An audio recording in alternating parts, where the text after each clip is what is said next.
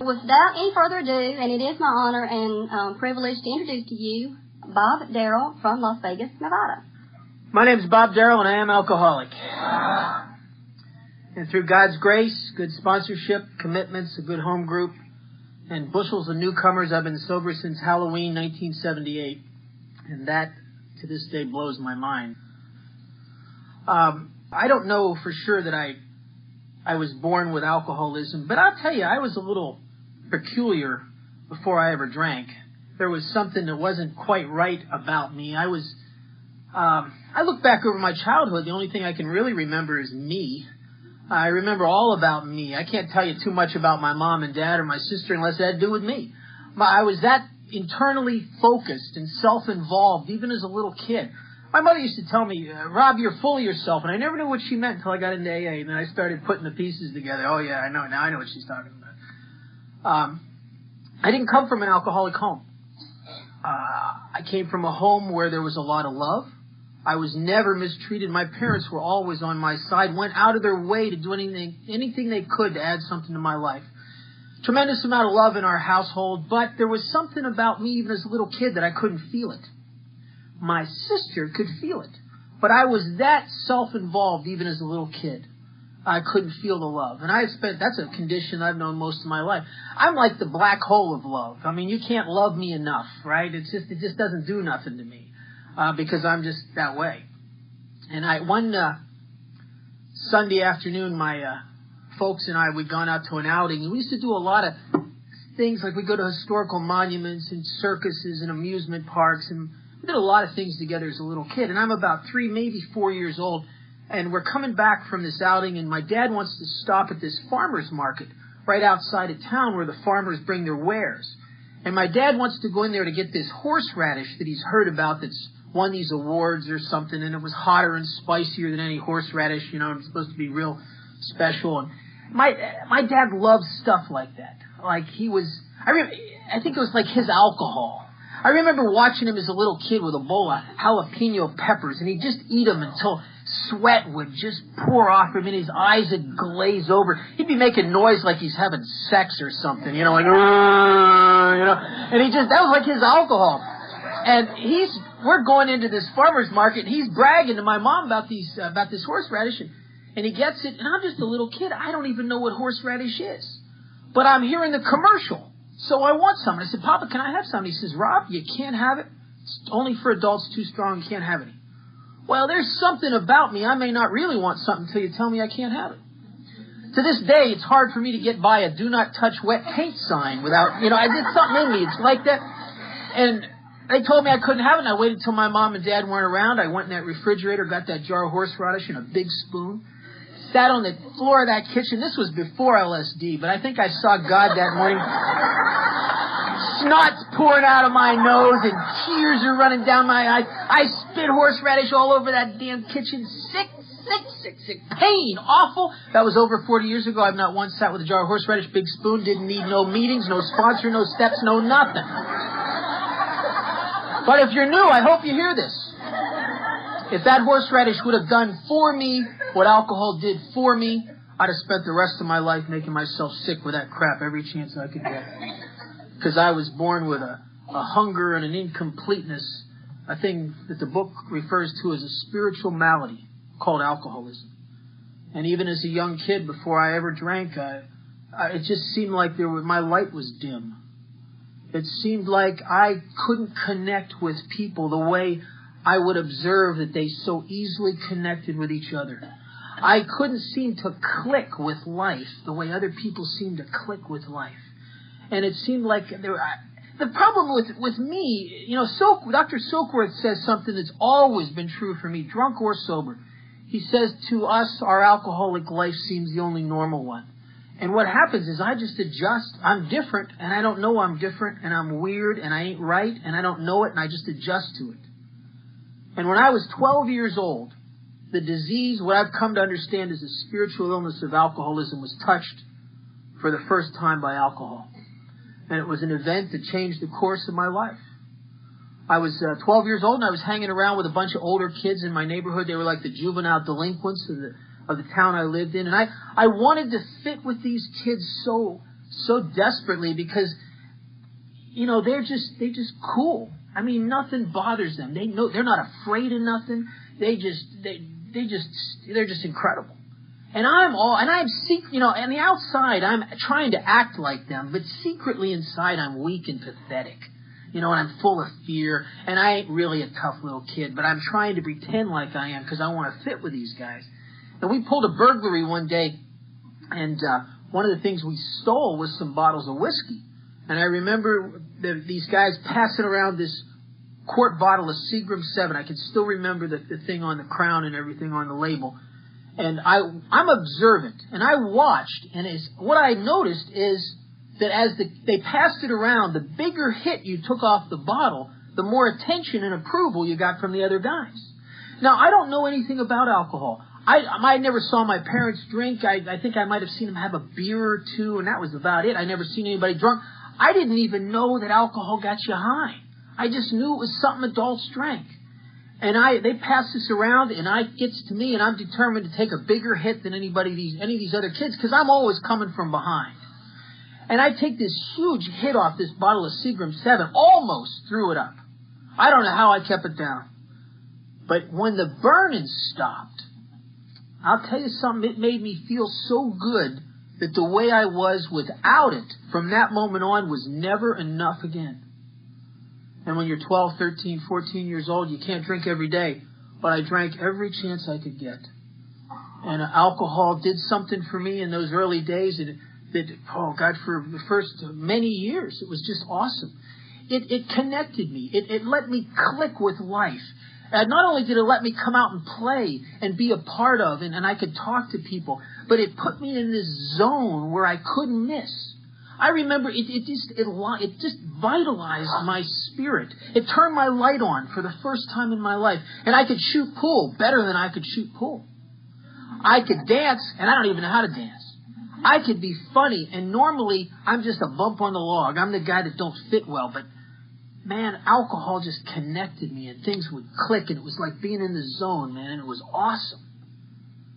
And I just loved it. I remember some of those experiences in early drinking when it was just tremendous. And I'll tell you something I believe with everything in me. I think that alcohol for a number of years was a dynamic and immediate and effective treatment for the real sickness of alcoholism. Because I could be going through life just locked up with my feelings and my life just on me, and I'm just dying in here, and have 5 or 6 drinks, and I could come out and play. I could talk to people. I had a sense of vitality inside, like I was alive. It was awesome. And what happened is, the big book says it's a progressive disease. I think for me it was really a disease of diminishing returns. As the years went on, my ability to obtain that kind of ease and comfort and fun and effect got less and less, and the problems got more and more and more. And my drinking became more frantic and desperate, trying to recapture the old days, and my life was deteriorating, and I didn't know what was happening to me. And I didn't know why I kept getting in so much trouble. But I'm the guy that Dr. Silkworth talks about in The Doctor's Opinion. And if you're new here, I really encourage you to read that Doctor's Opinion and try to find yourself in that part of the book. In The Doctor's Opinion was where when I claimed my seat in Alcoholics Anonymous. Because once I could see myself in that part of the book, I knew that I was under a death sentence. I knew I got it. I connected the dots. I knew I had a terminal illness. Not maybe, and this wasn't, and people weren't saying that to be dramatic, that it was true. That I have a terminal illness called alcoholism. And I'm the guy he talks about. He says, guys like me, when we drink, we have an allergic reaction to alcohol, unlike normal drinkers. When I drink, I don't break out in hives or a rash. I break out in what Silkworth calls a phenomenon of craving.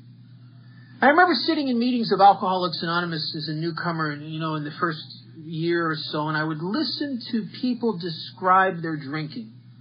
And I would listen to people talk about what would happen to them when they drink and what alcohol did for them.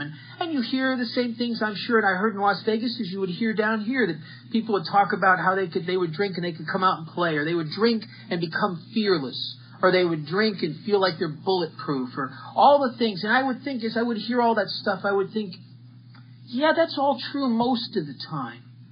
But there was one thing that was true every drink I ever took, from the first one to the last one, is that every drink of alcohol I ever took made me feel like I'd like to have another drink of alcohol.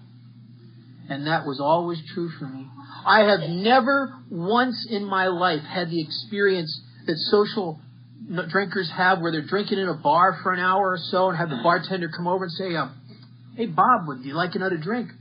I've never once inside myself thought, no, this is just right. Not once. Not once. I never got just right. But you know what happened to me? I'd get close. I'd get so close it would make me crazy. I would get a feeling like I'm about to be there, maybe on the next drink. And I drank with a sense of urgency. I was one of those guys that just would hammer him down with this frantic feeling like I'm about to become wonderful. Just maybe on the next drink. And I'd get so close it'd make me nuts. If you're new here, there's a test in the big book. It says if you're not sure if you're an alcoholic, you take this test. And I don't recommend the test personally. I'm too afraid to recommend it, honestly, because I'd be afraid to recommend it. You'd try it and get in your car and kill some people or yourself, and then I'd sit in a meeting and feel bad when I heard about it. So I don't really recommend the test. But the test is, if you're not sure you're an alcoholic, try some controlled drinking. Try to drink and stop abruptly. And it says try it more than once. You might find out whether you're an alcoholic or not. But, I don't think it's a viable test, really, for a guy like me. Because when you think about it, okay, I'm going to go down here to this bar, and I'm going to take the test. I'm going to have 2 drinks, and that's it. Go home, don't smoke nothing, take nothing, 2 drinks, that's it.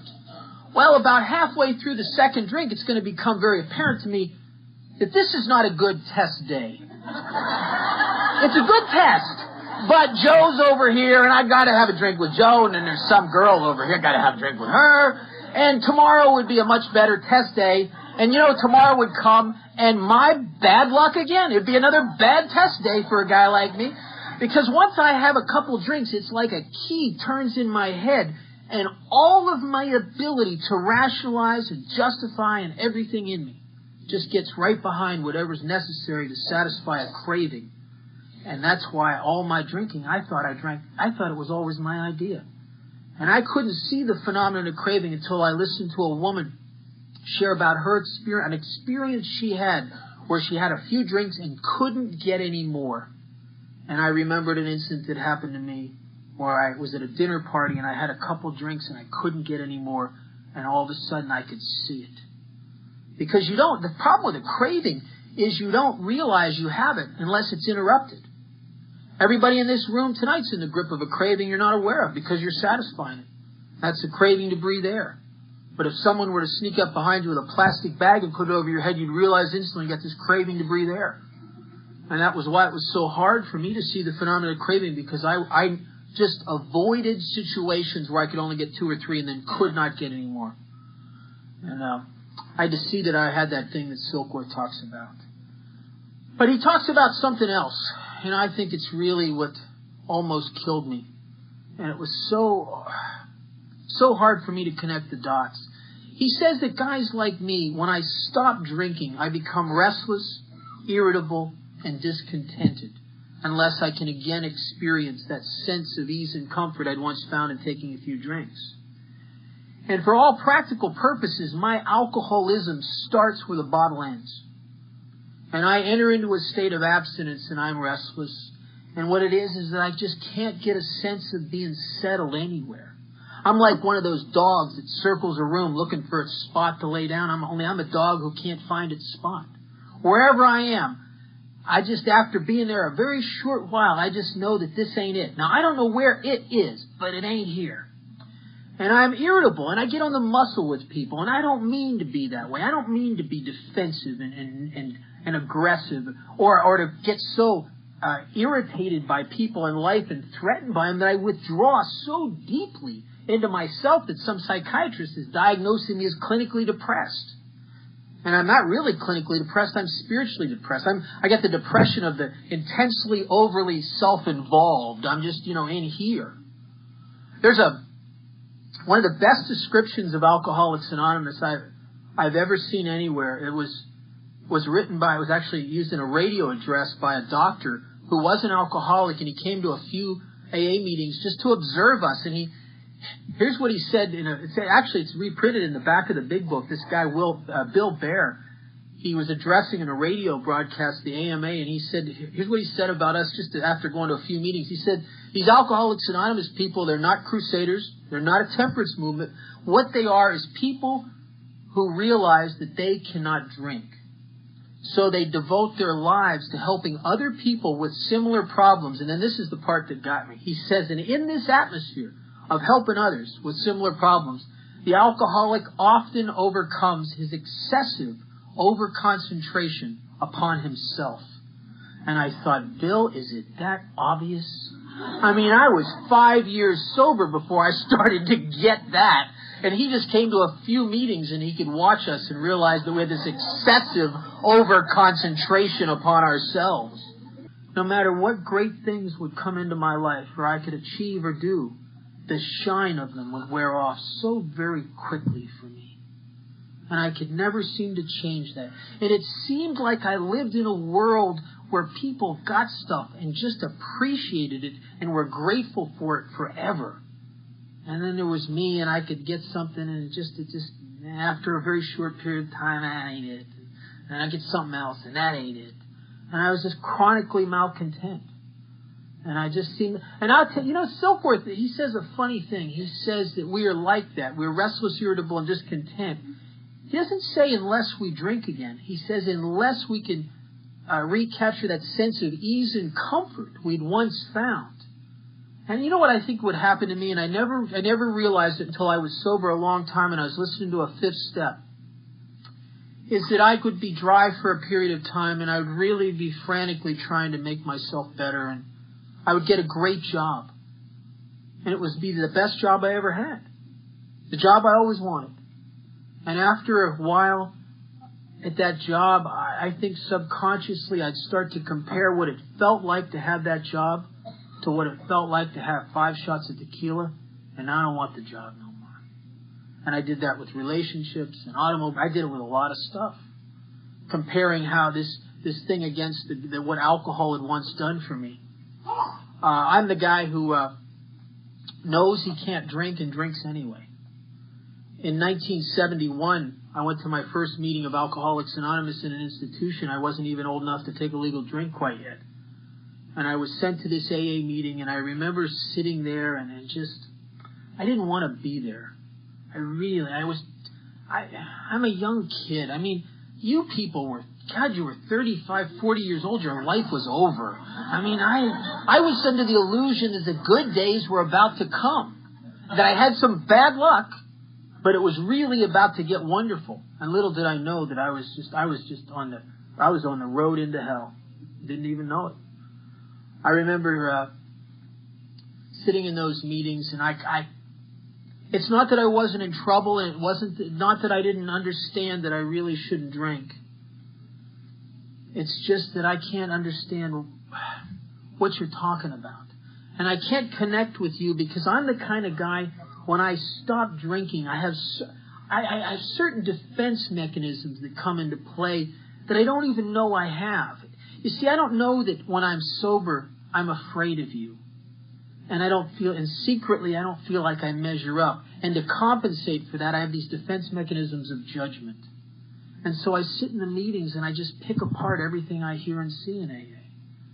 And it's like that old dumbwaiter effect. If I could pull you down, maybe I'll come up. Right? And guys like me that are secretly inadequate and full of fear, we do these pathetic things to try to balance things out by pulling everybody else down, and it never really worked. It just made me separate, and it put me in a position inside myself where it was impossible to hear your message. I can't connect with people I'm defending myself against. And so I've sat in meetings of Alcoholics Anonymous and I never heard the message. And you people were made me very uncomfortable. I'm the kind of guy that when I'm not drinking, I don't like happy, enthusiastic people. I just don't. I don't like you. I don't know what you are. You're like a weird cross between Amway and the Salvation Army or some crap. I mean, you just make me crazy. And you're all glad to see me. And I ain't glad to see anybody. I don't even want to be here. I remember sitting in the meetings, and it became so apparent to me that whatever's wrong with me is not the same thing that's wrong with you. Because I've quit drinking, and abstinence feels like I'm doing time. And you quit drinking, and look at you. You're wonderful. You're magnificent. I hate you, but you're everything that I secretly would like to be. And you seem to have gotten that just from quitting drinking. And I'm quitting drinking, and I'm doing time here. And I don't know. So I come to the conclusion that yes, I have some serious problems, but they're not the same as yours. It's something else. And I spent a lot of years in therapy, and I went to some psychiatrists, some of the best psychiatrists in the world. My parents, my father was in government, and he had a lot of juice, and they got me in to see a guy named Albert Ellis, and I was in therapy with him for a while. He was the founder of a whole branch of psychotherapy called rational emotive therapy. I went to see a Gestalt therapist for a couple years. It was a contemporary of Fritz Perls, and I really wanted to find out what's wrong with me. Because, you know what it seemed like to me? It seemed like even though I came from a good family, I just had a sense that they must have somehow damaged me. Because I felt damaged. And they must have, maybe I was potty trained or something, as a kid, something. And I thought in therapy, I'll find out what it is, and then when I uncover it, I'll deal with it, and like a child's helium balloon that is released, I will soar into mental health. And all of a sudden, I'll take my place and be like you and feel like you and act like you, and it'll be good. And I could never find out what it was. And I even got referred to a hypnotherapist, and I got regressed back in my childhood because I thought, I must be blocking it out. This thing that happened to me, I never found out what it was because it was a spiritual illness. I think I was born with it, this hole in my soul, this yearning. In A Vision for You, Bill calls it an insistent yearning. And all my life I've had that. I had it before I ever had alcohol. I couldn't have told you what it was a yearning for, but I always had it. This tremendous sense that there's something deep inside of me that's missing. And I didn't know what it was. I didn't know that it was a spiritual illness, but I knew it was there. It just drove me. I thought that if I could. It was a futile effort. Not that I didn't do some good work in therapy. It just was not the problem. I started getting more and more desperate as my alcoholism progressed, and there was even a time in the mid-'70s when I got a sponsor, and it's hard for a guy like me to ask for help. There's sometimes I got that I'm that egomaniac with the inferiority complex. I would rather die than look like I need help. You know what I mean? I'm that kind of guy. And that's not good news if you identify with that. And I finally reached out and I got this sponsor and I started talking to him and I'm doing what he tells me to do. And I look back and this guy wasn't even an alcoholic. There are people in Alcoholics Anonymous that aren't alcoholics of my type. It talks about them on page 20 and 21 of the big book. They look like alcoholics. The book says that they drink habitually, says they have the habit badly enough that it gradually impairs them mentally and physically, but then and they might die a few years before they should. But if a sufficiently strong reason, ill health, warning from a doctor, etc., that those people can just stop on their own. They may need some medical help or whatever, but they have what it takes to put the bottle down and kind of be restored to normal living. And this guy was like that. And he had a 3-step program of recovery that I tried to emulate. Step 1, don't drink. Step 2, go to AA to fill the social void that's now vacant because you're not going to bars. Like AA to him was like the sober Elks. You know what I mean? And step 3 was sell Amway. And I'm doing his deal, and I'm sitting in abstinence, and I'm dying here. And I don't know what's wrong with me. And it's working. I keep looking at him, and he's one of the happiest guys I know. He's one of the most successful guys I know. So I came to the conclusion that this won't work for me. Not too long after that, I went on a drunk. I was in a halfway house, and I was sober about as long as I could stand it. And I tell you, I'm one of those guys that no matter how tremendous my resolve is to not drink, no matter what's at stake, no matter how much I've made up my mind, I'm never going to touch that crap again. The emotions of untreated alcoholism just gradually grind away my resolve. And I can say no for a while. No. And I'm not smoking nothing. No, I don't want none. No. I said no. Okay. And for an alcoholic of my type, there's a yes in every barrel of no's. Sometimes it's at the bottom, sometimes in the middle, sometimes at the top. But left with this spiritual malady, the yes is coming. And it's like an itch I got to scratch. I have a disease that I'll tell you, it demands treatment. It demands it. And what would happen to me is I would go into a state of abstinence, and I'd eventually drink again. And I'm in this halfway house, and I'm sober several months, probably 2 months longer than I wanted to be.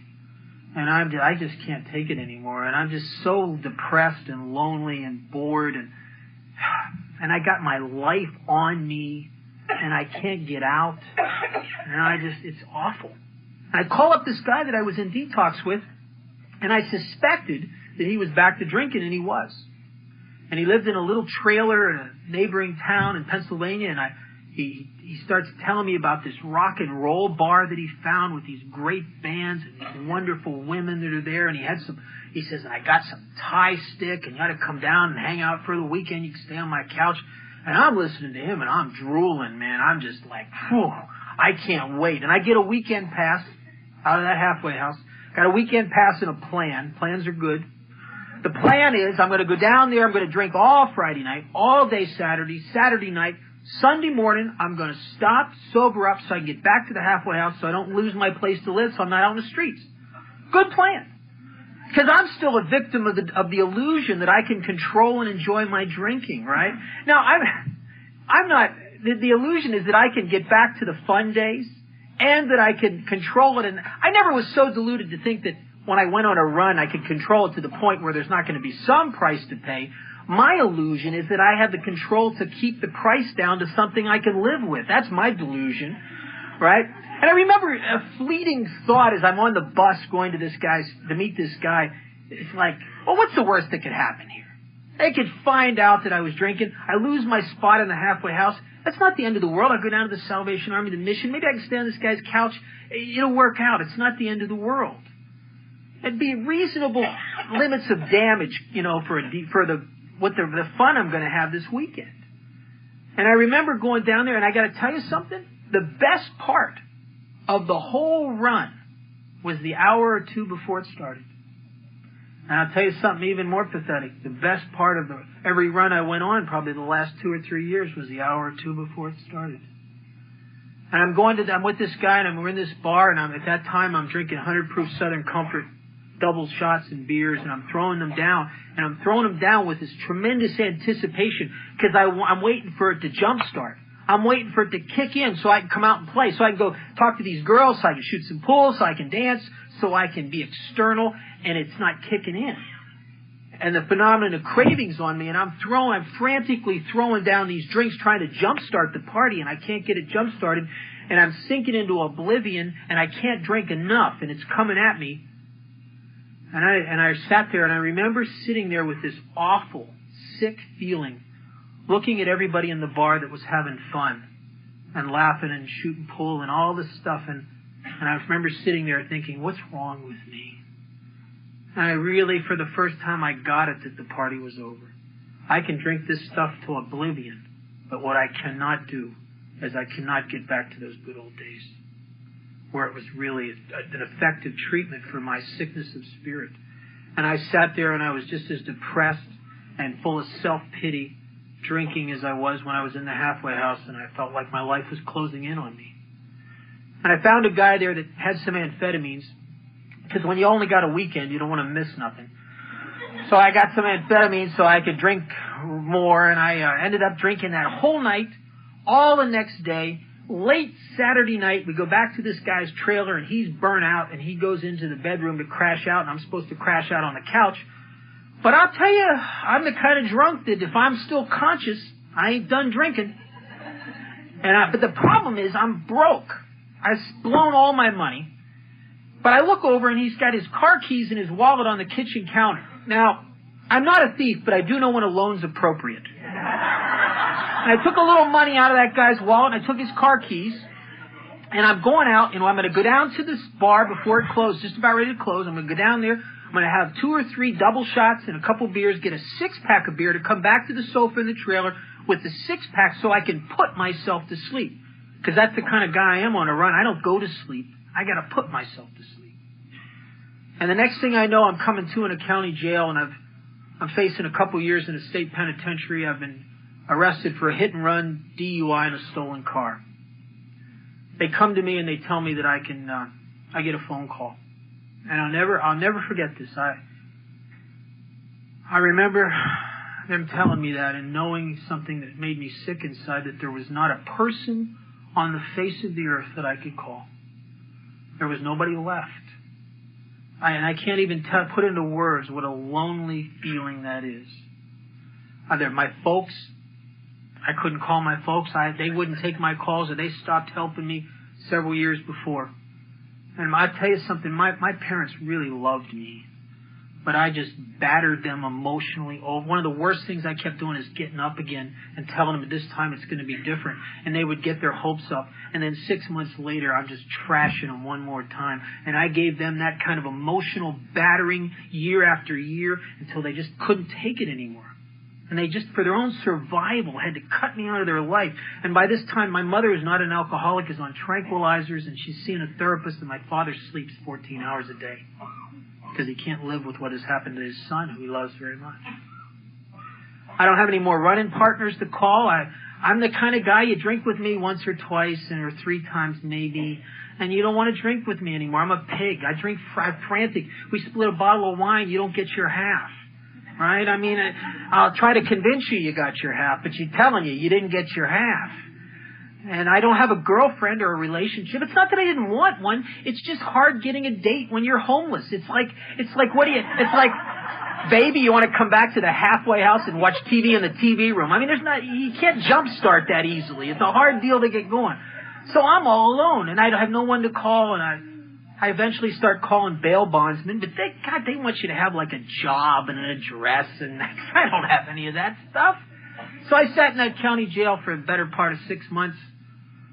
I went before a judge who sentenced me to 2 years in a state penitentiary, and when he said that, I thought I was going to die. I don't jail well. I've been in a lot of county jails. I still got scars from beefs I've gotten into in county jails back on the East Coast. And when he said 2 years, I thought, I can't do 2 years. I just can't do it. I'll be the guy who hangs himself. I can't do 2 years. And I almost didn't hear what he said next. And he said, but we're gonna stay the commitment.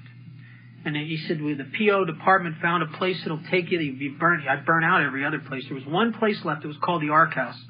It was on the north side of Pittsburgh, and it wasn't really a treatment center. It was like the bottom of the food chain for treatment. It was a place on Skid Row that just housed about 200 guys like me who were just really pathetic, and a lot of them were out of prison or they were winos off the streets. And it was run by a guy named Chuck, who was a member of Alcoholics Anonymous. And they said, if you go in there, you stay a year, you get good UAs, good PO report, you make the restitution, you do everything you're supposed to do, you'll come back before us, and well, maybe you won't have to do the 2 years, but if you can't carry that out, you're going to go do the 2 years. And so I got a little relief, and I went into this place called the Ark House, and I went in there with a tremendous determination not to drink. And I can't imagine anybody, a human being, being any more determined to be sober than I was at that moment. And if determination was enough to overcome alcoholism, that would have been my sobriety date. But I'm the guy they talk about in the big book when they say lack of power is my dilemma. I don't have the power to carry it out, no matter how much I want to, how much I make up my mind I'm never going to drink again. I can't last. And I got a short fuse. Some alcoholics have a long fuse. Some guys are just tough, and they can be dry without the steps or nothing for years. My friend Billy, one of the guys I do a lot of 12-step work, and I run around with, Billy talks about being dry for 7 years without AA, without the steps or nothing. He says it was the most miserable 7 years of his life. Not only did he lose all his friends, he lost all his acquaintances. But Billy's a tough guy. I'm not that tough. I try to act that tough. I put on the grill outfit, but the real truth inside is I got a short fuse, and I can't tough it out like that. You know, I'll tell you the guy I am. I saw this in a movie years ago. There was this movie where these Russians had captured an American spy, and they were going to torture secrets out of this guy. And they had him strapped naked to this chair, and they had this doctor, this crazy guy with these electrodes, and they were putting these electrodes on this guy's private parts, and he's screaming and withering in agony and pain. It's horrendous.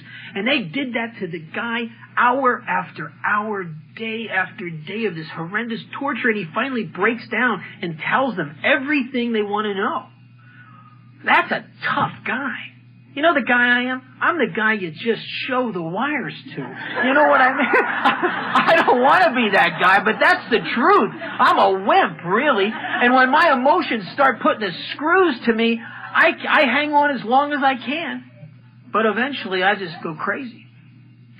And I'm in this place and I'm not drinking, and I ain't drinking day in and day out and week in and week out and month in and month out, and I'm losing it. And I don't want to drink no more, and I don't want to go to prison, and the party's over, and I just don't want to do this no more, but I can't take it. And eventually I picked up a drink. It actually started with NyQuil. It's not that I had a cold, but I could feel one coming. Next thing I know, I'm not only drinking bottles of NyQuil, I'm getting thrown out of the halfway house, and now my PO is I'm going to be in trouble with the courts. I'm going to go through 2 years, and my life's over. And I'm in this park, and I'm drinking a bottle of Richard's Wild Irish Rose, and I can't get any relief in the bottle anymore. And I've become one of those drunks that cries, and that has my hands are always I'm bruised from falling down, and my hands are always messed up because I get just crazy and punch trees and stuff. I don't know why I do that. I hate myself, I guess. And I'm always banged up, and I'm pathetic. And I don't want to do it anymore. I amble down to this bridge in Pittsburgh, on the north side of Pittsburgh, and I walk out on this bridge at the edge of the river, and there's about 100-foot drop down to these railroad tracks below, and I'm standing on this bridge, and I'm out there because I just want this to stop. I'm out there because I don't want to do this no more. I'm out there because I feel so hopeless. I'll tell you something, when alcohol and combinations of drugs and alcohol don't give you any relief, and that drunkenness sucks, and abstinence sucks, suicide starts looking like a good deal to a guy like me. And I'm out on that bridge because I don't want to do this no more. And I ain't out there to try to get, have people feel sorry for me. I'm out there because I want to stop. And I'm on that bridge, and I broke down. I'm sobbing because I can't do it. I don't have the courage. I'm afraid. I'm afraid it'll hurt or something. I don't know what I'm afraid of, but I can't make the jump. And it's not that I don't want to. I can't do it. And what would have been tragic is if I would have jumped, I would have never understood what was killing me. It would have never occurred to me that it was alcoholism. It would have never occurred to me it had anything to do with alcohol at all. If I might have thought that I was dying of loneliness for some peculiar reason, because I didn't fit anywhere drunk and I don't fit anywhere sober. And if you would have asked, I would have died thinking that I tried AA and it didn't work. And you would ask me, I said, oh yeah, I was a part of AA. Well, I was never a part of AA. And I'd gone to hundreds of meetings. I wasn't part of AA. I was part of the passing parade that goes through Alcoholics Anonymous on its way to the graveyard. And I thought just because I sat in a few of your meetings that I'd done AA. And I looked around, and I did AA the way some people do, and there's certain people that just go into 1 or 2 meetings a week, and they can stay sober, and they're happy like that, and I ain't that guy. And if you're new here, I really encourage you to play the hand you're dealt. I don't know what hand you're dealt, but I almost died trying to play somebody else's hand. And I'm the guy that talks about in the big book. I'm the guy that's prone to misery and depression. I'm restless, I'm irritable, I'm discontent. I'm the guy that has no effective mental defense against the first drink. I'm the guy that has to have a spiritual experience or I will die with this disease. I will die. Little did I know that that was going to be my last drunk. And I started hitchhiking cross country with a guy I met that also ran away from that treatment center, that place, the Ark House, and he went back to drinking, and we started hitchhiking cross country, and I'm running from the law, and I ended up in Las Vegas. And I ended up in a detox there. I got into this detox, and I was really in bad shape physically, and I was in bad shape mentally and emotionally. And I started going to Alcoholics Anonymous meetings, and I'll tell you what had happened to me. And I didn't understand this until about a year or so later, and I heard a guy named Chuck C. talk, and all of a sudden I got it, what had happened to me. But I remember sitting in those early meetings of Alcoholics Anonymous, and for the first time in 7 years, I'm sitting in AA, and I'm nodding my head. I'm sitting in AA, and you're talking about stuff, and I'm getting it. I'm sitting there, and I'm identifying with you. I thought, well, there's a special kind of AA in Las Vegas. And it wasn't that at all. What it is that the view's different from the bottom. I had just enough of me beaten out of me that I wasn't defending myself against what you were saying. I started to identify. And I heard some things, and I started to claim my seat in Alcoholics Anonymous. And in no time at all, something happened. I started going crazy. And all of a sudden, the 2 years in prison's right here. And it's haunting me. And I grabbed an old-timer in AA, and I started telling him about it. I said, I got facing this 2 years in prison, probably some tack-on time. I come all the way across country. And I don't know what to do. And he said to me, he says, well, you have to turn yourself in and offer to go back at your own expense and do the 2 years and any additional time they want to give you. And I said, what? Whoa, wait. Hey, I'm sober here. This is good. He says, you have to turn yourself in. You have to do it. I said, no, I can't. He says, you got to. I said, I can't. I don't want to do it. He says, listen, you want to be sober or you want to die of alcoholism? Well, I want to be sober, but geez. He says, think about it. He says, how long do you think you're going to stay sober where you can't get a driver's license, you can't use a Social Security card, you can't go to work anywhere? Every time a cop car goes down the street, your gut just clenches up and you're in terror. How long are you going to stay sober like that, looking over your shoulder until the anxiety just grinds you to a point where you're going to have to drink or take something for relief from that? How long are you going to stay sober, kid? I thought, oh, crap. He's telling me the truth, but I don't want to hear it. And if you're new, stay away from those old timers. I mean, they got like this spiritual karate thing going on, man. They just back you into a corner. So I said, what do I do? He said, look, you write your PO a letter. In the letter, you tell him where you are. I was staying in this halfway house. You give him the address and phone number there.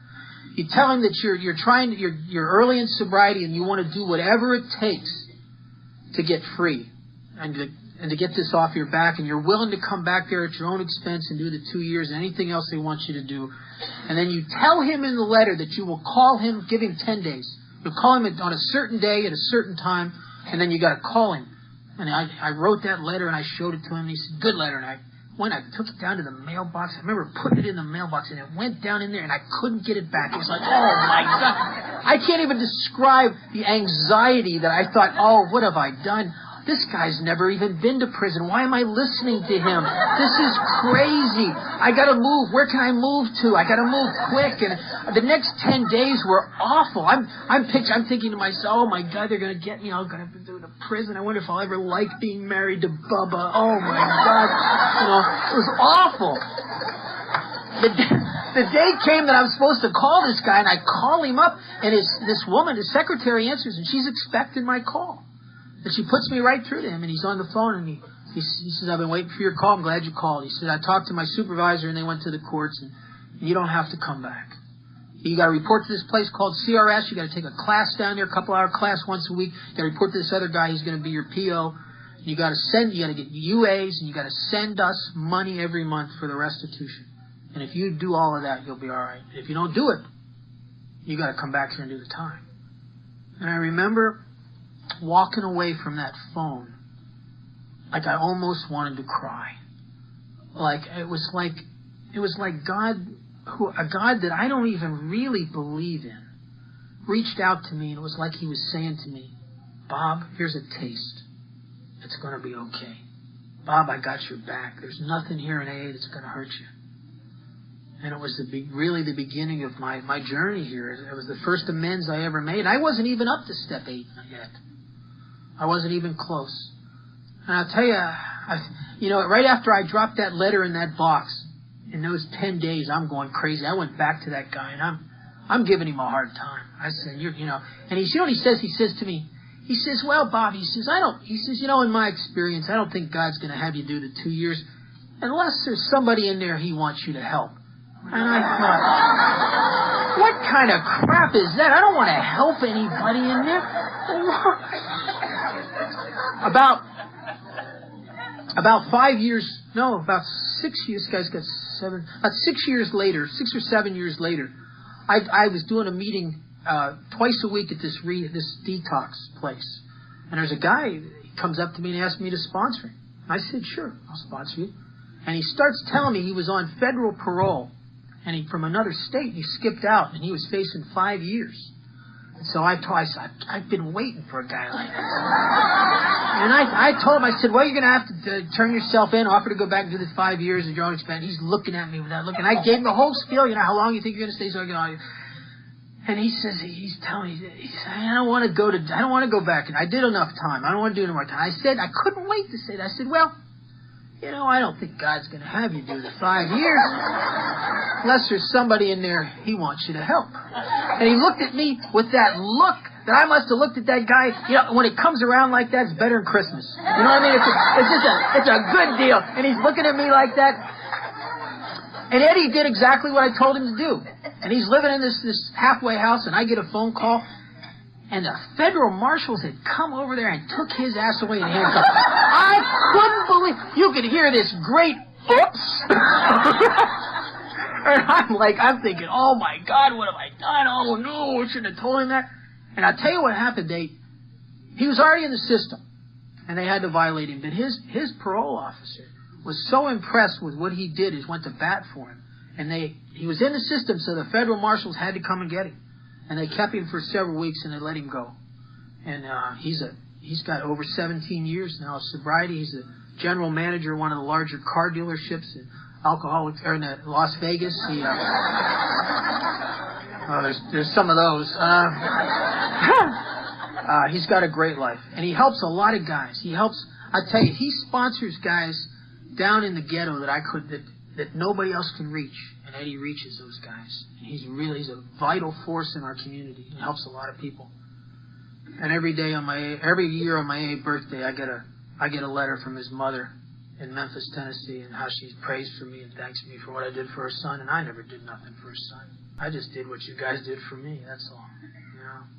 I didn't do nothing special. I started to get into the steps of AA, and I just want to talk for a minute about what had happened to me in step 4. I had a couple early attempts at step 4, and I didn't understand what it said in the book. So I did, other ways to do it, and I guess I got something out of it. I got enough to keep me here. But what would happen to me after I did those step 4 and 5 like that is I started to suffer from alcoholism again in the rooms of AA. And it was such a subtle thing. And what started happening to me is I started noticing very clearly what was wrong with everybody in AA. You know what I mean? And I started getting more and more separate and more judgmental, and I was full of anxiety, and I was worried about a lot of stuff, and I started having battles with depression again and all that kind of crap. And I had been around AA by this time over 4 years, almost 5 years, and I finally understood what they were talking about through going to these book studies.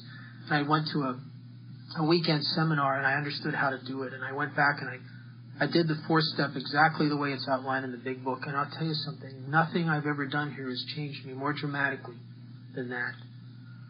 Especially in the resentment section, there's a part in there that after I do the first 3 columns, and I've listed everyone that's ever hurt me or annoyed me or pissed me off, and what they did, and then what was hurt, threatened, affected, or interfered with, my pride, self-esteem, etc., etc.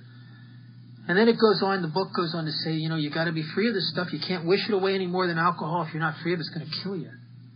And then there's a couple little lines that changed my life. It says, this was our course. We realized that the people who had harmed us were perhaps like us, spiritually sick, even though we didn't like their symptoms and how they affected us, that they, like us, were sick too. And when I was able to go through all the people I'd ever resented, and I put myself in their shoes, and I could start to get off my high horse of judgment and come, and because I like judging people because it gives me that false sense of superiority to have those resentments and those cases built against people. And when I got off that high horse and I started to put myself in their shoes and see how if I was raised like they were raised, if I was afraid like they were afraid, if I had everything going on inside of me that was going on inside of them, that I could have easily done to somebody else what they did to me. And when I was able to see that, all of a sudden, I started taking these people off the hook. And then, for the first time in my life, I was able, because I'm not defending it anymore, I was able to see where I was at fault in those situations. I was able to ask myself those final questions. And for the first time in my life, I started to realize how wrong I had been in my judgments of people all my life. How wrong I'd been about my parents. How wrong I'd been about the women in my life. How wrong I'd been about the police. And how wrong I'd been about the employers and some of the run-in partners I had. And the exact nature of my wrongs was more than the bad things I did. I was so wrong in my judgments of others. And it extended into the fears. I believed some of my fears so adamantly I would make them come true. And at least when I made them come true, even if it meant my demise, at least I was right. You know what I mean? At least I like being right. Yeah, I'm the kind of guy, I think there's a time in my life I would rather be ruined and destroyed and be right about it than to be free and happy and have to say, well, I was wrong. I mean, that's how vested I was in being right. And what a tremendous freedom. About a dozen or so years ago, I'm sponsoring a guy, and he's doing a 5th step. And we got in about a third of the way or so into it, he gets to his father, and he starts talking about his dad, and he came from an alcoholic home. And his dad was a bad drunk. And his dad used to get drunk and just beat this kid, just unmercifully. And then sometimes when his dad was hungover, he would just be so irritable. He'd yell and scream and tell this little kid what a worthless piece of crap he was, and get out of here and shut up and you're stupid. And then sometimes he would be so remorseful coming off a drunk, he'd make these horrendous promises. We're going to go to Disneyland. I'm going to get you a bike. And he'd never follow through with any of them. And this resentment towards his father owned him. And he had a tremendous case. He had a whole page on his deal, all the things his dad had done. And he tried to get free of it, and he spent years in therapy. He beat pillows, and he did all that stuff trying to get free of his resentment for his father. And it owned him. It affected his ability to connect and form bonds with other men. It affected his ability to work for someone. He had this authority thing. It affected his ability to have relationships with women. And we're going through it, and we get to this was our course, and we start talking about it. And I'm encouraging you have to see how you're like your father. And he starts screaming at me. I thought he was going to hit me. I ain't like my goddamn father. He starts cursing me and screaming at me. That I would imply that he might be like his dad. My dad was a monster. He went on and on. So I don't know, I just backed away. I just said, okay, let's go on to another resentment. And we get about halfway through the other resentment, and what happened next was divine inspiration. And I think it happened because before I listened to a 5th step, I always ask God, as the guy asked the guy to bring God into the deal, and I get quiet and I ask him to make me useful. And what I said to him next was not of me. I think it was through me. As my friend Bob says, I'm never the well, but sometimes I get to be the pipe. And what had happened next was, I said, can I stop you and we go back to something? He says, you want to go back to my dad? I said, no, I don't want to talk about your dad no more. I said, let's go back to that marriage you had in the beginning that you were talking about with the ones with the kids that were involved. He said, yeah, what of it? I said, I was just wondering if any time in that deal, if every time you were drunk or stoned on drugs or hungover or sick, if you might have ever done anything to hurt those kids. And he put his head down and he looked up and he had tears running down his face, and he said to me in this pained, choked whisper, he said, my God, I'm just like my goddamn father. And I said, how did you feel about yourself when you hurt those kids? And he said, I couldn't stay drunk enough. I said, you think your dad's any different? And he got this funny look on his face. He says, you know, my dad's never been able to get sober. And he's old and he's got pancreatitis and liver problems and he cannot metabolize alcohol and he's forced on medication. He lives in this little trailer and nobody will talk to him. He's the most miserable, negative, lonely, fearful, neurotic person I've ever met in my whole life. I said, do you think you could be like that? And he said, yeah. Yeah, I could be like that. Could be my future without Alcoholics Anonymous. And I was able to watch him go back to his father and clean up his side of the street. In spite of all the out-of-line things his dad did, he started acting like a good son. And he was able to go there and be with his dad until his dad died. And he'll tell you to this day, the greatest thing Alcoholics Anonymous has given him next to his sobriety is he got his daddy back. He got his dad back. I have a sponsor in Alcoholics Anonymous. I have a home group. If you ever come to Las Vegas, I'm a member of the specific group, not to be confused with the Pacific group. We meet 10 times a week.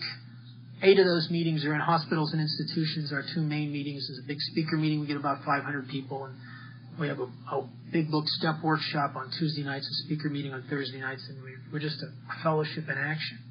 And we run in a pack of guys, about 40, 50 of us, and we go from place to place, doing meetings in the jails and the detoxes and the halfway houses. And it's a wonderful thing.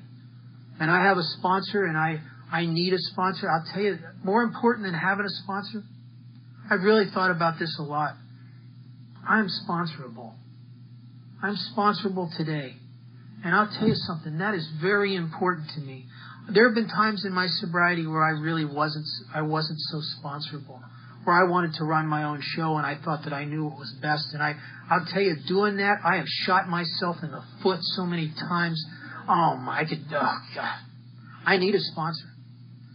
And I'll tell you, because I got the mind of a chronic alcoholic, there's nowhere in the big book that ever assures me that I won't need AA anymore, that my thinking will once again be good enough that I can kind of run the show and I can manage my own life.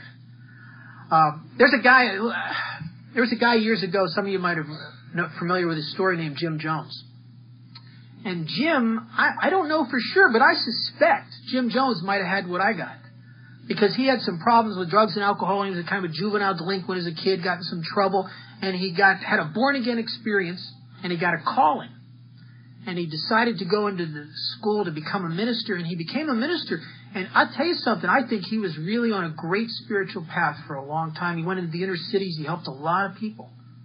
But Jim had no one to bounce his vision of God's will off of except his own mind. If he got the mind that I got, incrementally you can get a little more bizarre and a little more bizarre and a little more. If Jim would have had a sponsor, I'm sure his sponsor would have said, Jim, the Kool-Aid is a bad idea. It's a bad deal. But he had no, and I'll tell you something, I believe this. I believe he committed suicide, had all those other people commit suicide, and I bet you while he was doing it, he thought he was doing God's will. And I'd like to tell you that I'm bright enough or smart enough to be immune to that kind of stuff, but I've had glimpses of myself shooting myself in the foot, sober, so many times that I've become more sponsorable than I've ever been. I was up in Northern California about a dozen or so years, maybe 15 years ago, and this guy that I'm with took me to this place where they have these big trees. And these trees are big. I mean, they're like most of them are around 300 feet high. They're so big round that some of them they have one that had a road through it. and they're just gigantic. And this guy says to me, he says, "Did you ever know?" He says, "Do you notice how you don't see these trees, these huge trees, all by themselves out in the middle of a field, just stand alone?" And I said, "Yeah, why is that?" And he said, "They aspire to such majestic heights that they outgrow their root systems. And the only way they can do that and survive is they have to intertwine their roots with other trees of like kind, and they form a support system that supports them all up where they can't stand alone." And I thought, isn't that what we do here? I need the guys that I sponsor to relieve me of the bondage of self, to get me off of me. I need my sponsor to direct me, to save me from my good ideas. And I need a place to come where I can feel a community. My personal recovery depends upon AA unity. I have to be a part here. And I ain't a joiner. And I'm the guy that doesn't fit when I'm sober. And it's the principles of Alcoholics Anonymous that I've applied in my life and all the things we do here so that I can claim and maintain my seat here. Because without you, I will die. An old friend of mine, Monday morning, with almost 32 years of sobriety, put a pistol to his head sober and blew his brains out. And it's a guy that 5 years ago started getting resentments towards people in AA, and he started backing away. And then he got so depressed without us, he had to get on those happy pills. I don't know what's with those, but the people that take them don't look happy to me. I don't know what that means, but, and he put a pistol to his head. And I don't know, I'm not a doctor or psychiatrist, but I think he died of alcoholism. I think he died of untreated alcoholism. And I'm one who believes that if I have the same disease that he has, what could happen to him could happen to me. And so I re-up my membership to Alcoholics Anonymous. I turn the volume up on my program. Because I'll tell you something. I've been through a lot of stuff sober. I've been through 2 marriages and 2 divorces, which shows consistency. I've had both my parents die. I've had financial ups and downs. I've had all kinds of things. And I've had spots in my sobriety where even though I know from the steps that life isn't kicking me, it kind of feels like that. And I'll tell you a funny thing. When life kicks you, it always kicks you in the direction you're facing. And the people that are facing out of AA, when they get kicked, always go that way. And I got to face you and face right in here and face these steps in God's grace and my sponsor and the guys I sponsor. But if life kicks me, I want to turn up the volume on my program because I don't want to die of alcoholism. If you're new, I want to welcome you to AA. I'll promise you something. If you can come here and completely give yourself to this simple program, and you buy the whole package and you devote the rest of your life to helping people who suffer like you, I promise you that there will come a time that even though your life will not be perfect, that you'll look around you and your family, your AA group, your job, your neighborhood, and you won't see another person on the face of the earth that you would rather be than you. Thank you for my life.